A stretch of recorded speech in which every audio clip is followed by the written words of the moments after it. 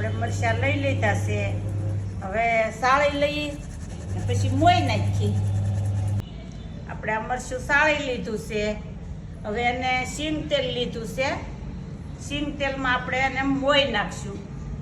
મોઈ નાખી પછી દબ્બી ને ભરી લઈ. એને 12 મહિના મરચાંને કાંઈ ન થાય એવું ને એવું રહે, સવાદે કાંઈ ફેરફાર ન થાય, એમાં ટેસ્ટ સેમ જ રહે, એમ જ રહે.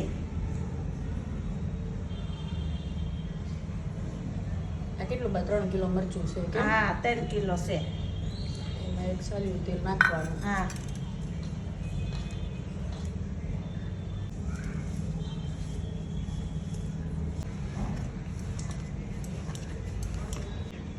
આપણે આ મરચું હવે સાળી લીધું, મોઈ નાખ્યું.